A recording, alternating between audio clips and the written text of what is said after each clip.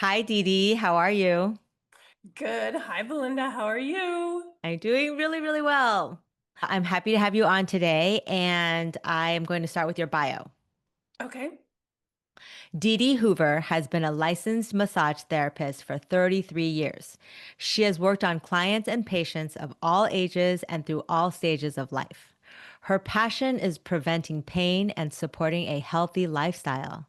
She believes that it starts in utero and works with infants straight out of the womb. Yes. The body work she does encompasses many different modalities. As time has gone on, she has also built a coaching opportunity for kids and families. For teens especially, her work has helped guide them into a healing space where counseling may have failed that begins with connection and developing a trust. Working with kids physically on growth and coaching them to build emotional and spiritual strength has become her life's work. Yay. Is there anything That you'd like was to add? great. Yeah. No, that's perfect. That was nice. Thank Perfect. you. Good. Thank you. Okay, so please tell us about Kids First Forever. That is your company. It's a very distinct business name. Mhm. So, what does it mean to you and Dr. Paul, and how did you guys land on that name? Well, when we started working together, I started working first on Dr. Paul himself. And then I'd been praying for a pediatrician because I knew that the work I was doing with adults only got them so far. So I thought, wow, you listen to an adult that has a shoulder injury or something, and it came from sports at a younger age, or sometimes from a traumatic event or a car accident as a child. And that injury never got worked on or treated to the point where then it causes a lot of pain as adults become older and your own body kind of breaking down, it just gets worse. So I thought, well, I want to start younger. So I went into the teen thing, and after Doc came into my practice, it was he teases, he always challenged me with the hardest cases there were to see what body work could do, because the mainstream medicine was not educated on the fact that massage therapy, decompression therapy, manual lymphatic, myofascial, none of that was really taught. But it's very powerful, and especially with kids because they receive so easily. There's not as many blocks, right? Right. So I had always had a passion, a lot younger, to have a wellness center for children and for families. And the big picture was this huge, like, resort where families could come and get healing and health and all that. We brought it down now to a clinic.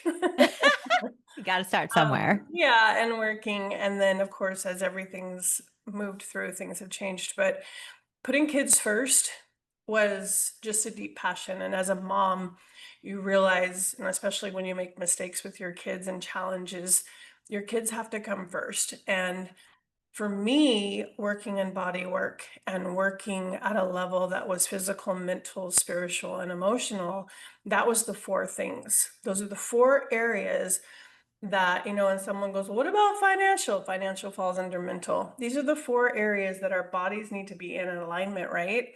If you are Mhm. not physically healthy, or well, if you're, for a lot of teens, addiction comes into play. There's a lot of these things. So that physical, mental part, and the wellness in that area then is going to affect emotional and spiritual, right? If everything is in alignment, you've got a Mhm. healthy child and you have a healthy life. If they're not, and they're out of balance, which most people are at times, it's just learning how to massage everything to get it into a place where everything is in balance in these Mhm. kids' lives. And it starts right, like I said, in utero and right out of the womb. So working with those families just sort of helps with that. And when Yeah. I shared my vision with Dr. Paul, that's what he did as a pediatrician. He did those things, Right, right, making right. sure they're physically well. If something was going on mentally, how do we help them? And then the vaccine piece, huge. And that opened my eyes to what was happening. And so just us coming together and putting Kids First Forever together really helped. And then when he lost his license, it gave him something. Now, we can speak and we can talk, and he coaches and helps so many families. And the work together and the speaking together under Kids First Forever seems to be very powerful.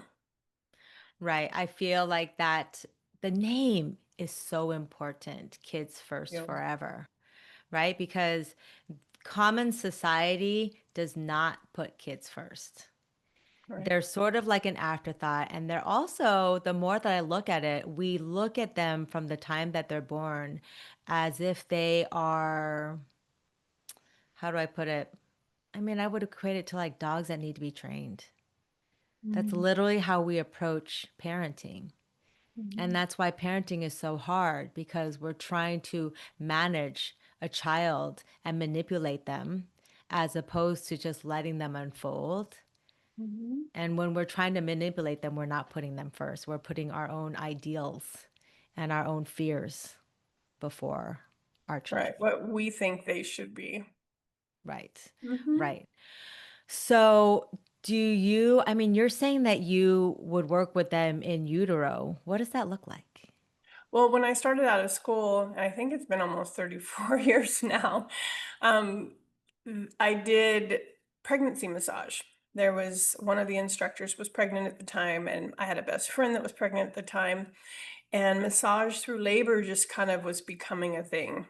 Mhm. You had your doula energy, doula field, Yeah. and most of the doulas, the point of that was to give mother support and to be there and talk them through it and help with breathing, do the extra things. And I went into my best friend's labor and with her and realized how important it is to have that support working on the body, helping her through contractions. And the people that I did that for years, and the people that were the most happy were the husbands because they don't know what to do. But their wife's in pain, this baby's coming out, and it helped so many couples, and I loved it. It was such a joyful thing. And then you're right there with baby and you can see like what kind of birth it was and how much trauma was there. And Right. then Doc started referring and he's working on all these infants and seeing with jaundice or torticollis or having a rough birth, especially C-section births, Mm-hmm. a lot of times can result in scoliosis as a child gets older. And again, Mhm. pediatricians didn't know to look at this right from the very beginning, that there could possibly see some curvature, that if they don't outgrow that and learn, and again, as parents, we didn't know. I didn't know. I figured it out with my son 25 years ago. So yeah, if you start in Wow. the womb and keep mom calm and mom's back not as tight and help through labor, it's just a different experience, but it's still traumatic when you think about what birth is, and when you see it, it's like, this is not an easy peasy thing. No, Mm-mm. it's a major transformation. It is. Oh my gosh, this is the first time that I've ever heard of getting massage or body work while you're having a child, like during Oh the yeah. birthing process. So Yeah. basically, in a home birth, you would be right there with the mama and the Yeah. doula and the midwife and the doula. So you're part of the team. Mhm. And for the most part, the massage and the doula are together. So the labors Yeah, that I go to, there's not normally a doula also. I'm with a right. midwife or a doctor or whatever. And Perfect. now that I'm aging, I haven't been at as many. And back when I was doing it, you weren't a whole lot of home births. So Right. just mostly at the Mm. hospital and you're providing support or in a birthing center. Yeah. Now, are massage therapists allowed into the birthing centers? Oh yeah. Oh, they are. You're able to bring in your own support people. They want you to have people there to support and help, especially in a birthing center.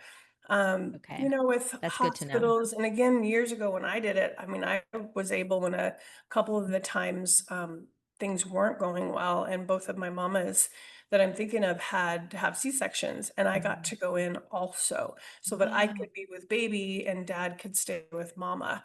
That has tightened up now. Yeah. They've become so weird that that doesn't happen as much anymore, but it's pretty common. A lot of people know how powerful body work is through pregnancy and through labor. I think it's something depending on the area where you live that's Awesome. And helps you. also, advocate for yourself. Find a different Exactly. hospital if they don't allow it. Exactly. Okay. Very good. So, what intrigued me about you and your work is that you work a lot with teens because if we're talking about, forgotten groups, right? Mhm. It's children are forgotten, but teens mostly, right? Teens, we just kind of let them sail through their stuff and just kind of they'll deal with it. So, can you share a little bit about what kid coaching means, why you do it, how you got into it? What are you seeing these days? Okay. Well, how I got into it was I was the oldest grandchild of a lot.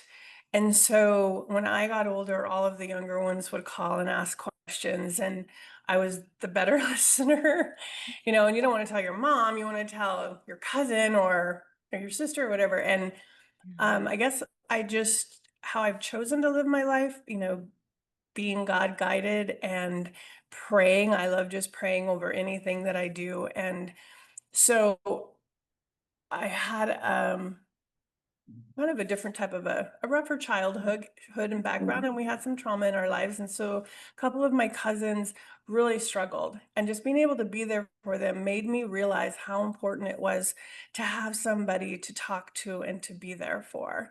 And so through the years of actually working with them, and then some of my friends' kids were struggling, and didn't want to go to counseling. You don't want to feel broke. You don't want to see a doctor. You don't want to see a psychiatrist. And so I started a couple different times, just when Ryder's friends would come over, um, they'd start talking to me, and their moms would be like, well, I was called Aunt DeeDee, tell Aunt DeeDee what's going on. And then just would kind of start to work with some of these kids and run things through with them, listening, supporting, sharing from a different perspective, not mom, not a doctor, just somebody who's going to listen. And where it kind of really turned into more coaching was working in pediatrics with Dr. Paul over the last 10 years. A lot of these kids and their trauma, they'll start, especially teenage girls, will start talking about those things, or it comes up for them right while they're getting body work.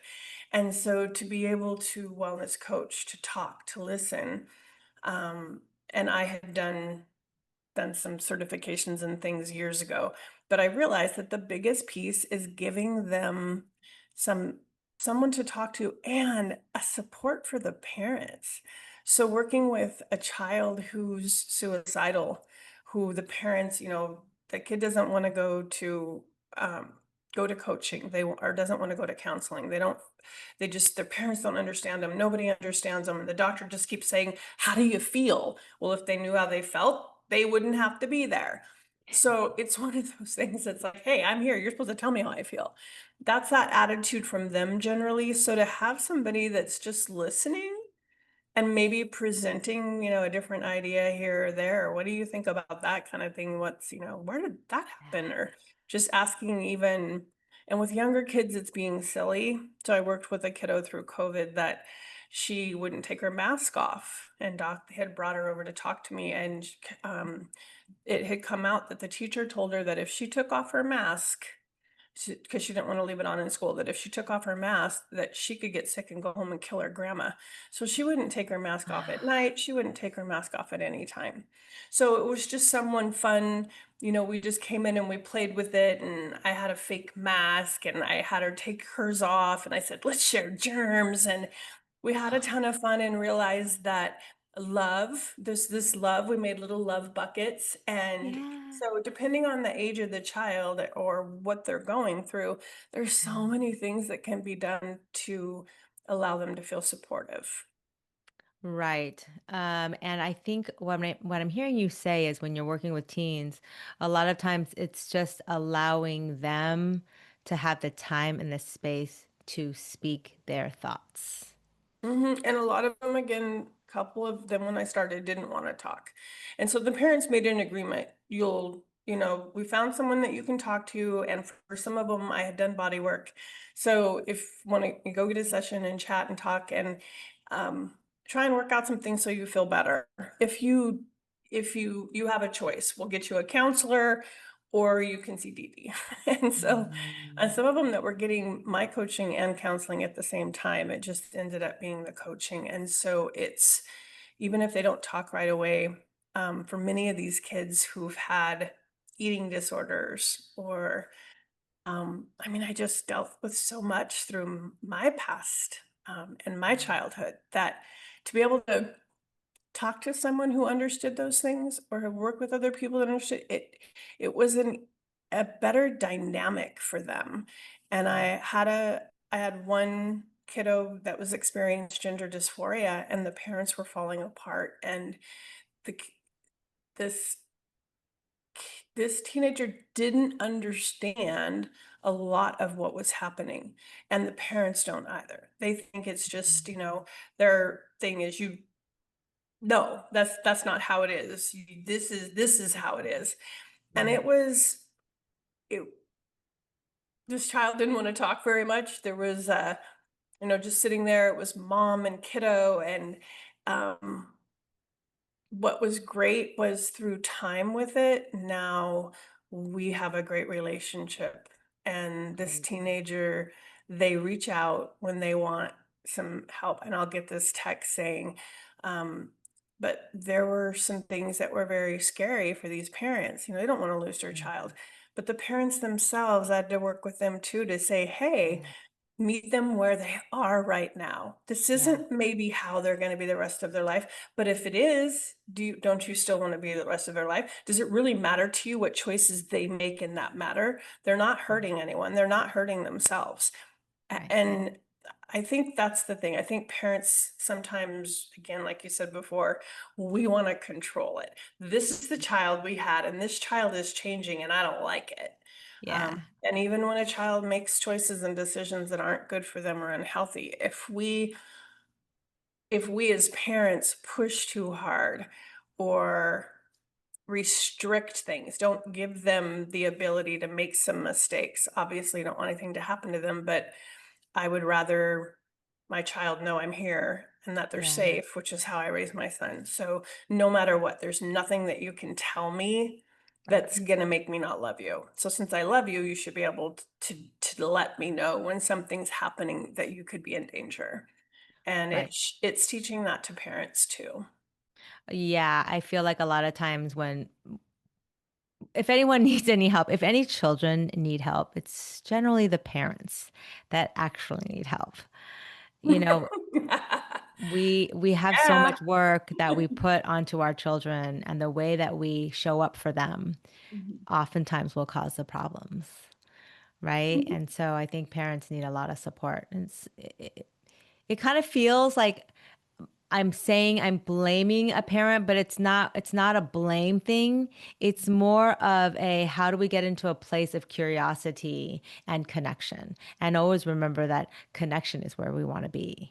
So, how Right. can we do the work so that we can maintain the connection because the child is still learning. And so we can't expect a child to have that capacity, right? And so, how about we let them express however they need to express, and then we do the work of like not blowing up, not Mhm. putting judgment, not putting fear, Right. right? Well, and allowing themselves space, I think, to understand, like, why is this child doing this? What is the and understanding one thing I share with a lot of parents when kids are younger, and I can see how frustrated they're getting. Like, I'll be working on one child for body work, and I'll have a family of three there, and the other one's doing something, and the parents like, no, no, no, don't do that, and I, I, I heard, and my son's dad actually said this once. It was like, bad boy. And I looked because he touched something he wasn't supposed to, and I said, he is not a dog. They're not puppies. They're people.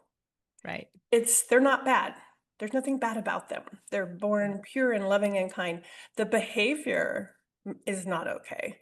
And Right. what they're doing doesn't work, but that's how you approach it. But looking at, like, why are they doing it? Why are they testing? There's certain normal things that these kids have to go through Yes. that are milestones. I always say, someone's like, is challenging a parent a milestone? Oh, heck yeah. I realize it's not in the Yes. book, but it is. It Yeah. is a milestone. They have to be able to do that and to see, where does this parent stand? But if we make it about us and Right. that they're doing this because of us, then we're not able to really look at, I don't feel like we're then really able to look at, why is this child doing it? And especially when a child has a mental health issue. whether they're bipolar or they're suicidal. And even I work with a lot of adults over this last year. I've had a couple of, um, one person called it a high profile case. And I'm like, it's just someone who was under a tremendous amount of stress. Um, and you need that privacy. You need to be able to talk to somebody without everybody in your world knowing, so that Mm, you can work on what's happening and still do the job that you do that's critical to others. And I think we forget that. If right. we think, oh, well, I'm this person and everybody counts on me for something. So I have to totally be together all the time. If I talk to somebody, that means I'm weak. No, it No. means you know that you need some support to be Right. even stronger. Right. Absolutely. Now, do you find that working with teens it's more helpful to do the body work and the coaching counseling at the same time, right? Like the body works helps them to kind of embody themselves, do you feel? So the coaching during a session with kids, it's really depends. It can be done many ways. I had an athlete that was struggling in school and was having really poor behavior at home. And so Dr. Paul referred, she had an ankle injury. So they brought her to me and I just started talking. She didn't even know she was being coached or supported. And we Mhm. would just chat through the session because we were just doing taping and more PT type work. Yeah. A lot of times with kids with the body work, or if they're under stress or anxiety or ADD or autism or anything like that, there's not a lot of coaching during. It's doing the body work and trying to work with the vagus nerve to bring down that sympathetic nervous system to a calm. So again, depending on the age, but especially teenagers, there's not always the willingness to talk when they know that they're supposed to be talking. Right. Right? But many of them that I've worked with, a lot of them are over Zoom. One of a really close friend, his son was going through a lot, and I had worked with him, and he's like, "Can you work with my son?" Because I helped him as a Yeah. young adult through things. He's like, "Can you work with my son?" So he and I are still really close. We talk all the time, and it gives them, again, that other connection, that relationship to someone who they can say anything. They don't have to be fearful at all. Right. And teenage boys, when I've had parents come to me, but when it has to do with anything for a boy, sometimes the boys, aren't going to talk to a mom. Right. It's a different thing. But I've Right. worked with so many, including my own son, and helping and supporting in a way of just being there to listen. Mhm. But a lot of the ones I work with right now, I haven't even done body work on. Oh, okay. All right. So it's both. It's I've been both. It's kinda just doing more because right now, I really don't work on anyone that's over age 3 or 5. I've become so busy with working with infants right off the bat.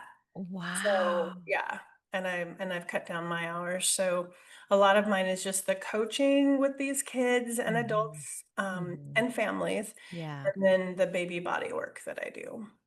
Yeah, are you finding that teenagers are really once they step into that space of speaking to you on a regular basis as a counselor, as a friend, do you Mhm. find that they gravitate towards that? They appreciate it. It's something that they step into and they want to do, right? Because they are Right. seeking that.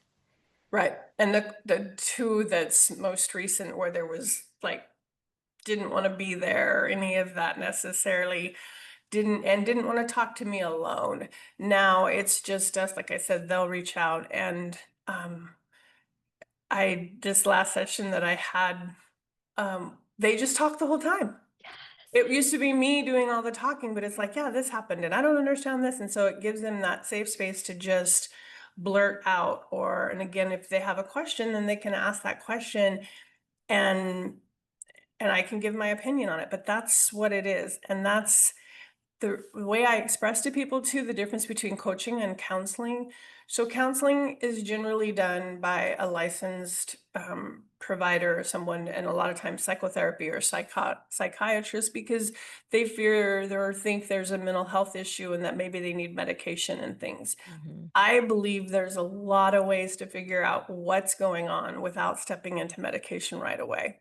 and Right. to address that with these kids and not go right to a medication. Right. So from that point, I explain it that when you have your kids in sports and things, the coach is the person that watches you do, sees the mistakes maybe that you're making, and offers some exercises or sets up a plan, does something for you so that you can achieve every goal that you want. Yes. So that coach part, and that's why it's a wellness coach, not a life Yeah. coach, because I certainly Right. haven't mastered left life yet. I can't talk on everything. Nobody masters life. Right, but I was quite a teenager, so I can Right. definitely speak to and to kids who've really had rough childhoods, Yeah. to be able to have a place that you can talk about certain things, just, and some of these kids love their parents so much. They don't get along with them, but they love them, and Yeah. they don't want they feel like if they especially for mamas, especially for boys and mamas or even girls and mamas, they feel like if they tell them, "Hey, I'm struggling right now," what's the first thing that dad or mom or a family member does? They try and fix it. Yeah. Nobody can fix it but them. Right. And that's where the coaching piece comes in. Let me help you decide what you should do to make things better for you. We'll Right. do that together, and that coach is there for you when you need them. Perfect. I love that. I feel like every teen should have a coach. I know. It's I have so many kids in my life that I'll get text. I don't. I I love joke, it's that. like I'm pro bono pretty much for most of these kids that are in my life. But it's someone just to text and talk to too. And Yeah. I'll check in. And so if I haven't heard from them for a week or two, I'll send a cute I figured out what memes and cute things are. That took me a while. I'll send something funny or a reels or something to them, and I'll get like a laughing emoji or oh Yeah. my gosh, or and sometimes it'll be a reminder. It's like you always think about me. You always text me when something's going on in my life. How do you know when Right? something's wrong? And it's like just popped into my head. I'm thinking about you and I'm let me know how intuitive. you're doing. Yeah. Exactly. Yeah. Yeah, that's how energy works. It does, and it's when you have that connection with a child, I just can't explain it, and it makes parents feel safer too, to know Yeah. that their child has someone to talk to that's safe. Right. Right. That's safe and is mature and is knowledgeable. Well, I don't know how mature I am or knowledgeable, but I'm trustworthy. Supportive. Yeah, exactly. All right. So, um, moving to your book, in your latest collaborative book, Facts with Dr. Paul, you Mhm. share a lot about your experience as a mother who didn't know what you didn't know. Right. I'm in that same space, right? And oh gosh, I'm not like, I don't feel mom guilt. I do have a little bit of regret. I'm not dwelling on it. But Mhm. like, what would you say to someone who might have mom guilt over the things that we allow others to put upon us at the expense of our children?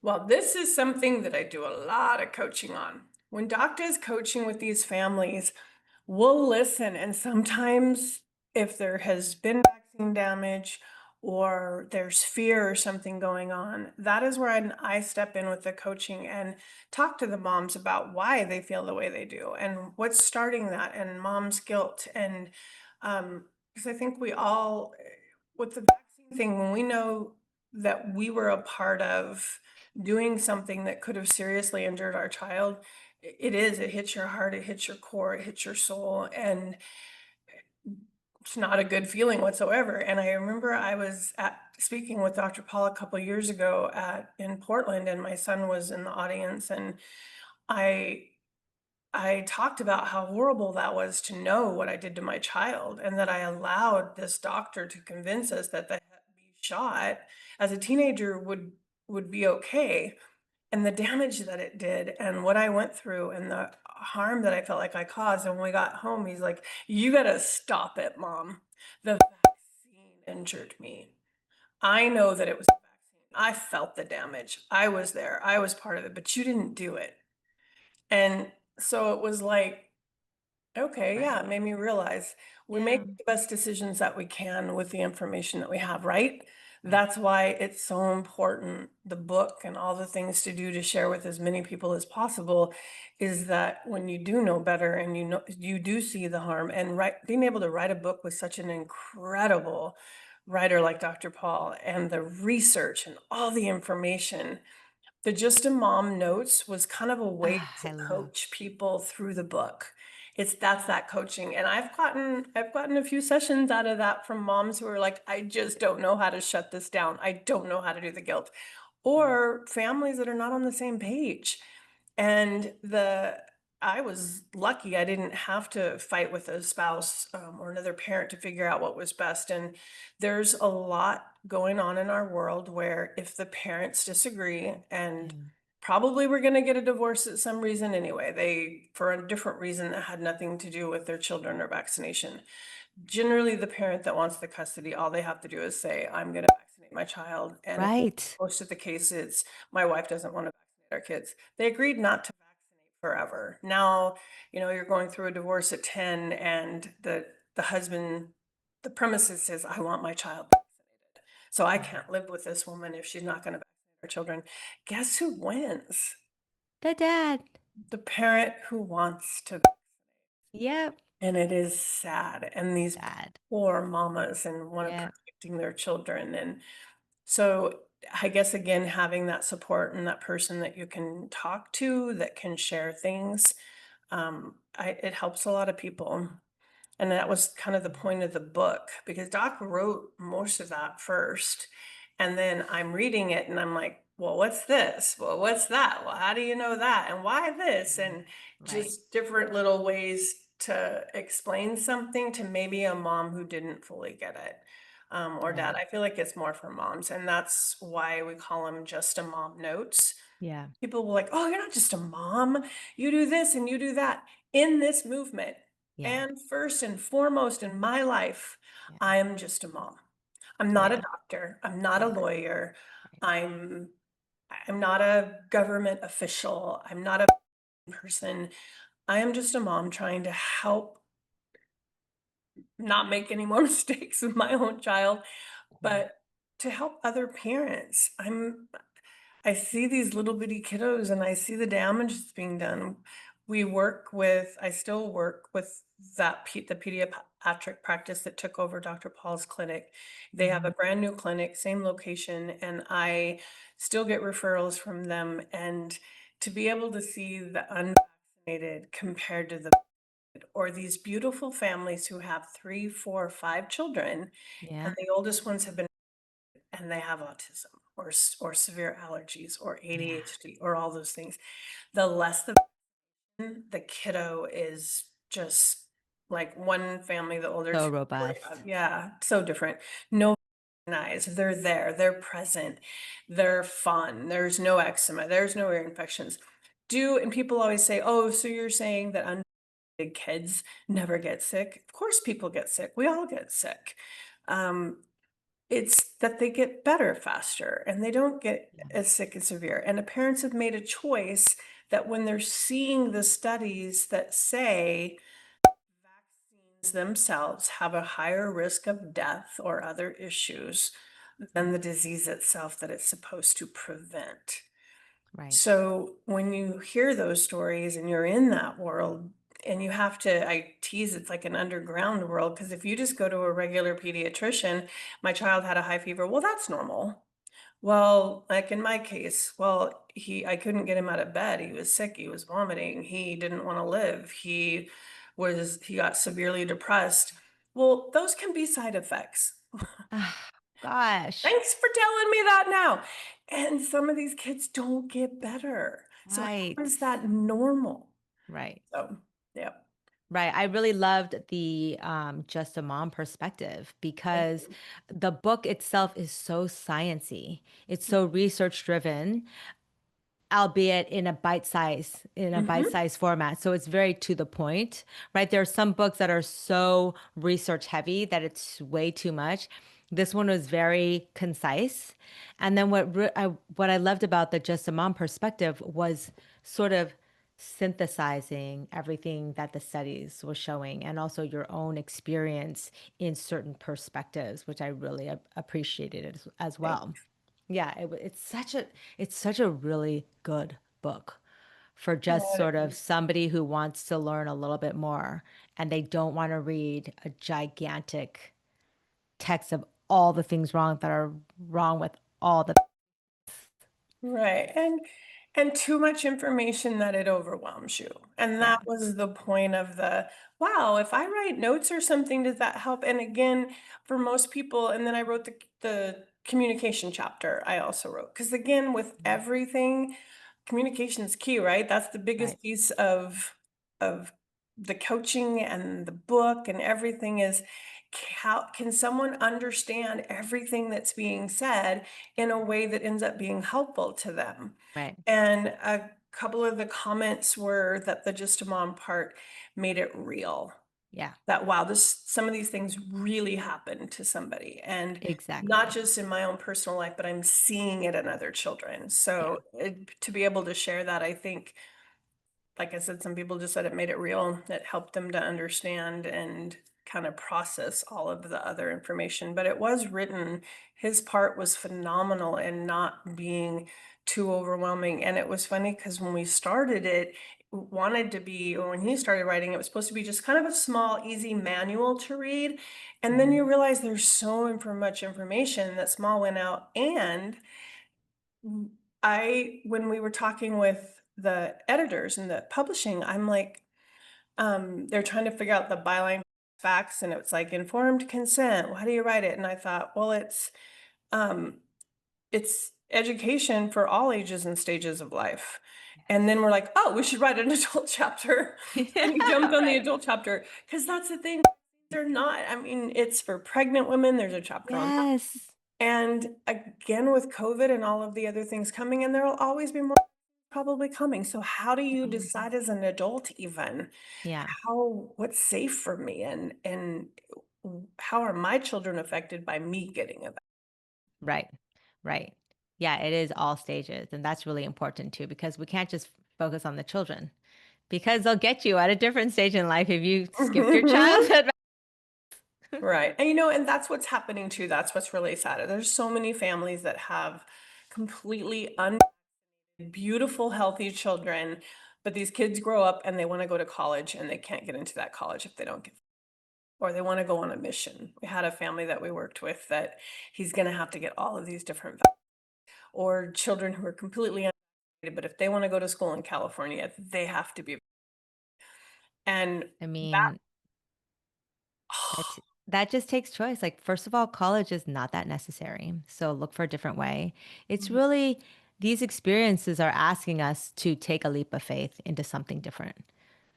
Honor your body. push the system because I do understand if a Yes. child wants to be a doctor, which good luck with that, or a lawyer or do other things if you wanna go to be certain schools, but I think that schools and even doctors' offices are figuring it out. If Yep. you keep kicking out people and don't want people who are making healthy choices for themselves Yep. to be a part of your program or your clinic or whatever, if that's gonna be your choice, you are not going to succeed down the road. Right. You just won't. Truth. Right.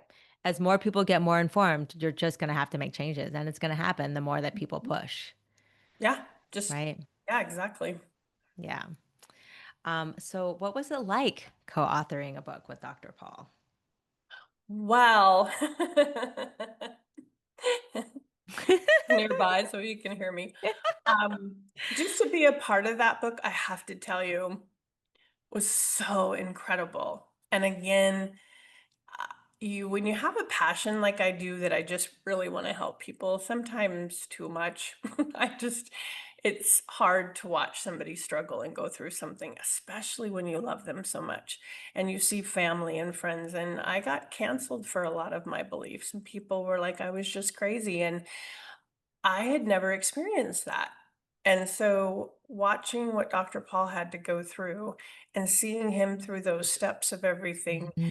and Mhm. how important it became to have a book, and there's a lot of books out there, but how important it became to have a book that would walk parents through things in a simple way was just incredible. And then when I kind of had that idea, it's like, well, what if we kind of try it, the just a mom part? What if we try, would this help people to be able to really understand it at a deeper level or really feel real about it? And here's this incredible author, this incredible man, everything he's done, and is like, that's a great idea. I mean, And the I love more it. it That developed, openness. yeah, and the more it developed, he he also respected that part of it and how important that was. And he tells everybody, it's like, if with the communication part, or you don't understand, or if you DeeDee and I disagree on something, go with what DeeDee says. Just cracks me up because of how much knowledge he has and how many people that he's helped and Yeah. how many people so far this book has helped. If it just saves one child, just Right. one child, if one mama reads my notes and it makes a difference for them and helps Yeah. them feel better, it was all worthwhile. And it really was easy to do in that respect, to share.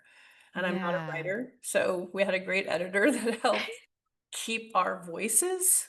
Yes. And we look forward to doing an Audible book to where, and we've chosen to do it in our own voices. Oh, great. Yeah, to hopefully have that be so powerful. So it was really an incredible experience, and we've had a couple people, the shows he's on, that they've said to him, "Doc, your part's great. You did a great job, but man, that just a mom part, that's what really hit it." And it's like, okay. Oh, okay. Mhm. I mean, that's just a testament to Dr. Paul's humbleness because the fact that he wrote a book that's the friendly plan and then basically had to like eat his words, like backpedal and be like, you know what? Now that I've been in this practice for so long, I'm going to say that I don't believe in that book anymore.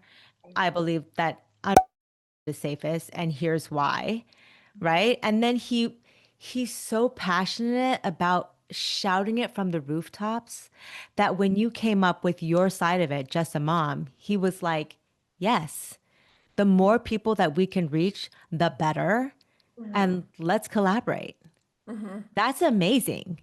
Yeah, he really is. And he sees the power of that too for people because, the doctor side of it, he has that, and he helps, he can help pediatricians and all that. But when there's so many people out there that are struggling, and we are starting it's in its new stages, but just a mom here podcast. And the point of that is to share the work that we do. And both of us will kind of put that. And I'm like, no, it's both of us. And he's like, oh no, you need to be doing this. This is really powerful. Let's get going." And I'm like, Yeah. Okay. Yeah. And guess what? Just a mom, moms are so important. Mhm, And just the way that their stories keep getting gaslighted, that mhm, is not okay. mhm. Like, did you listen to the telepathy tapes? I don't think so. What? What? DeeDee, you guys need to listen to that. You and Dr. Paul need to listen to the telepathy tapes. Well, then I guess you should share it with me. I'll send you the link. Please But do. it's so good because it's basically the basis is that, there's these doctors that are trying to legitimize these mothers' voices around their children being telepathic, Mhm, having, this specialty.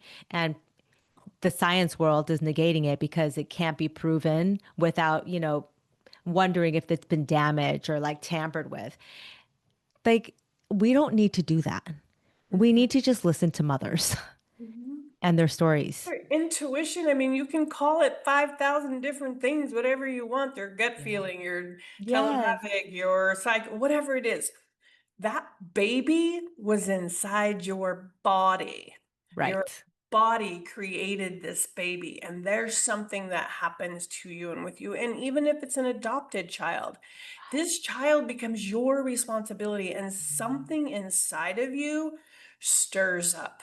Yeah. And if you're listening, it causes doubt. But if you're not listening and you're part of that narrative that's going on, then yeah, that's where we say, you know what, if you choose your child or yourself, and that's your choice, and you've gotten all the information Hmm. and all the different things that are in there, if you've gotten all that and you still make that choice, that's informed consent and it's your choice. Yep. But to put me down or other Yeah. people for choosing not to put that into our babies' bodies Right. and not to have the damage that some of our children got, that's us. No government, nobody else should have any choice over what those Right. choices are. And Right. it's ridiculous that it's taking this long to change that. I know. I know. The system. Oh my gosh. Thank you so much, Dee Dee. That was Thank really you. wonderful. Tell Thank me how you. people can find you. Well, right now I'm in Miami, so Paul and I live in the Portland area, and so for body work and things, that there's somebody out there. I'm still working on young children, and Okay.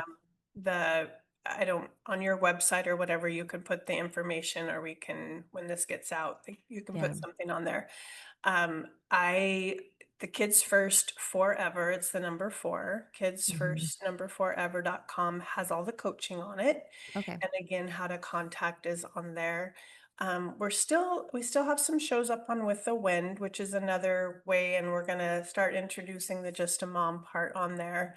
Okay. Um, and yeah, that's the best way to go and if you have any questions, when you go to the websites, there's the email question sheet or whatever they're Perfect. called thing. So you can Yeah. send something and I check every email. Not very Oh, thank fast. goodness. Not very fast.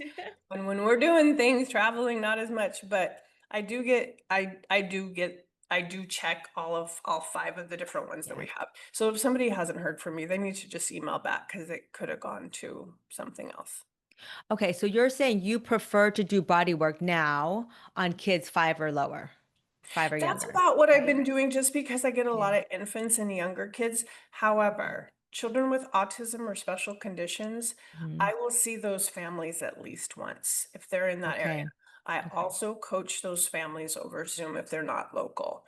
The different Perfect. things they can be doing, diet, Okay. all the different things to help. We've helped a lot of families like that. What kind of supplements and nutritional support that these babies can be getting.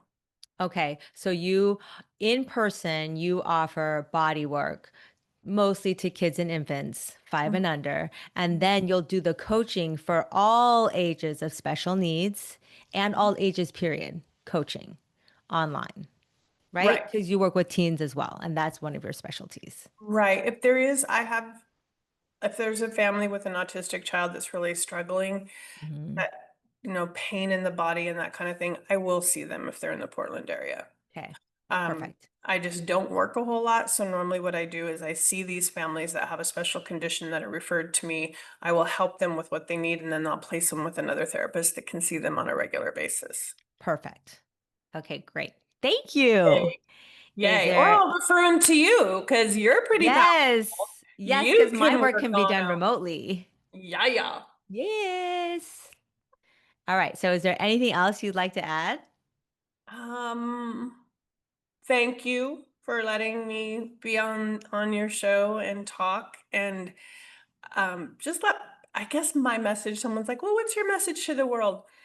Is that we we've become very divided, right? You're on this side or you're on that side.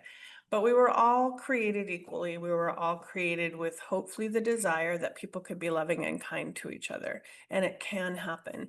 We just have to find the resources and the people that will help support us through the trauma and the tragedy that we're going through, and be able to help us have open minds to listen to other people and where they are and not choose to judge or make decisions about them when they're not Yeah. doing the same thing for us.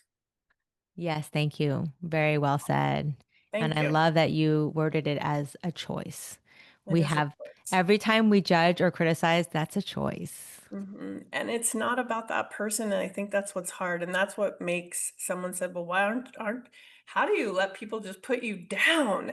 I'm like, "They're not putting me down. They're making choices and judgments and things, but I'm the only one that can choose to get down. I'm the only one that can choose to be hurt. I'm the one that's in control of how I react to that."